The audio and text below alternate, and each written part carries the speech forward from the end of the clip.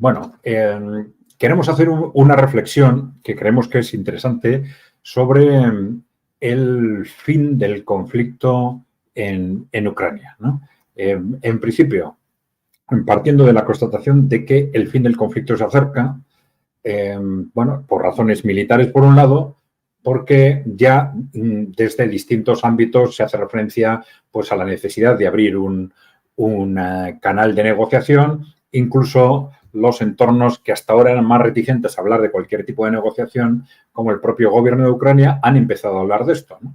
Y esto es porque se está intuyendo que ya el fin del conflicto está cerca, ¿no?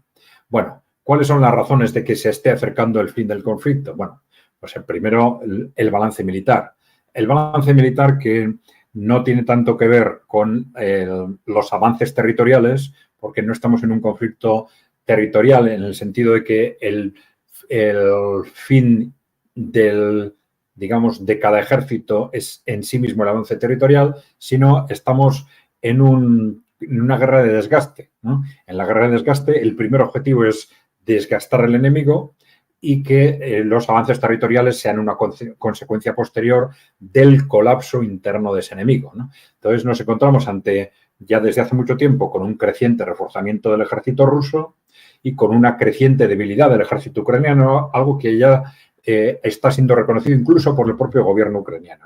En declaraciones de estos días, casi pidiendo ayuda a Occidente porque reconociendo que su ejército está colapsando y además diciendo expresamente que el ejército ruso no es solo que no colapse como se decía al principio de la operación, sino que se está reforzando y cada vez se está reforzando tanto desde el punto de vista del número de personas como del equipamiento, los medios tecnológicos, etcétera, ¿no? Entonces, ese reforzamiento del ejército ruso y esa creciente debilidad del ejército ucraniano es lo que determina el que estemos avanzando ya muy rápidamente hacia el fin de ese conflicto, porque el colapso ucraniano está cada vez más cerca, ¿no?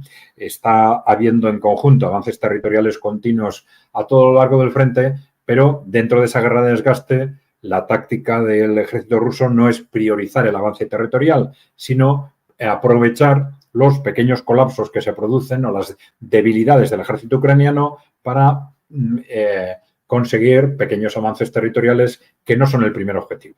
En principio, en una situación normal, el que ataca siempre tiene un mayor coste, un coste normalmente muy alto porque arriesga mucho, ¿no? Un coste en personas y un coste en material. Entonces, la estrategia del ejército ruso es esperar, no dar prioridad a los objetivos territoriales, esperar a que ese propio colapso del ejército ucraniano vaya facilitando estos avances territoriales, ¿no? Bien, esto quiere decir que en conjunto ese colapso ucraniano está, como decimos, cada vez más cerca y con él probablemente el fin de la guerra, que puede ser muy rápido o muy lento dependiendo de la evolución de la velocidad de ese colapso ucraniano y de en qué momento o en qué medida Rusia pues, esté dispuesta a apostar más o menos en ese avance territorial o prefiera esperar a un mayor colapso del ejército ucraniano, ¿no?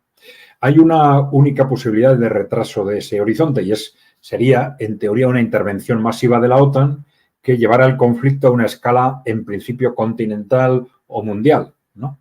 Pero bueno, durante meses o quizás durante más de un año aproximadamente, distintos países de la OTAN han estado intentando generar las bases para ese conflicto, provocando a Rusia fundamentalmente, intentando que fuese Rusia el que diera el primer paso de reaccionar atacando de alguna forma que justificara al bloque occidental una escalada, pero hasta ahora no lo han conseguido y ahora ya se abre un contexto en el que cada vez está más cerca esa victoria militar de Rusia, y a la vez en el que el contexto institucional de Estados Unidos y, por tanto, de las relaciones entre Europa y Estados Unidos, pues van a ponerse en cuestión probablemente dentro de unos meses. Y claro, la intervención masiva de la OTAN no se va a producir si Estados Unidos no participa directamente, ¿no?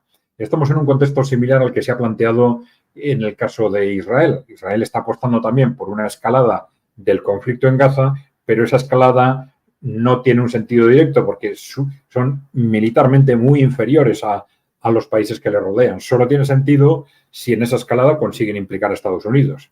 Lo mismo pasa en Europa Occidental. Los países de Europa Occidental no tienen capacidad militar de enfrentarse a Rusia. Esa escalada solo tiene sentido si dan por supuesto que Estados Unidos se incorpora, que arrastran a Estados Unidos a esa escalada, ¿no? Y esto es aparentemente cada vez más difícil, ¿no?